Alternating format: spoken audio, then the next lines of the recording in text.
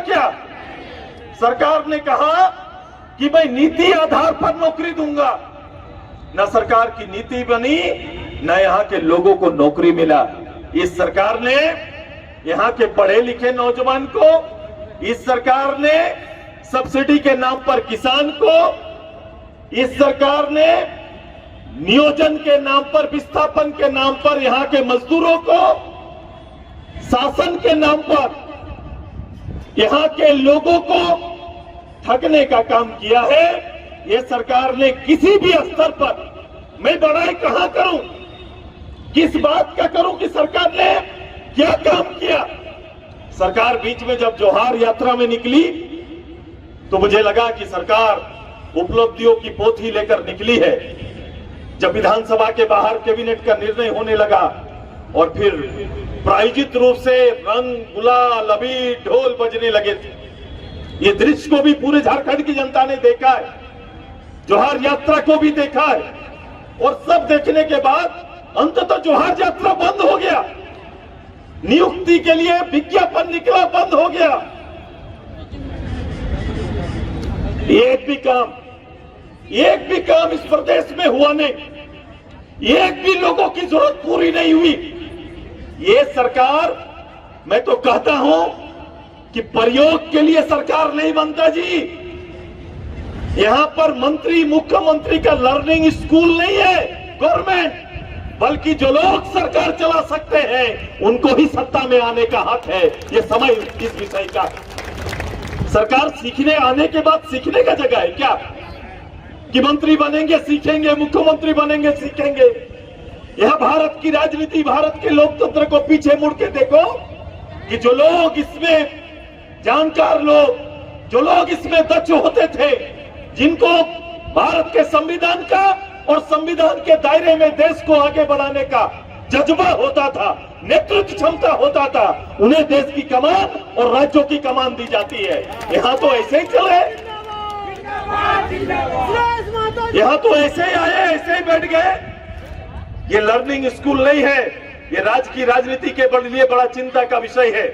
इस राज्य के अंदर सामाजिक, आर्थिक और एससी, ओबीसी, सबसे ज्यादा प्रदेश में इन तीनों समाज का नुकसान करने का काम सरकार कर रही है। क्योंकि जिस पद पर जाना था और जिसके लिए रिजर्वेशन था, वो पद पे जाना यही वर्ग के लोग सबसे ज्यादा जाते, आज वो नौकरी से वंचित हैं। मैंने कहा था इस सरकार ने आज और कल दोनों का नुकसान किया है।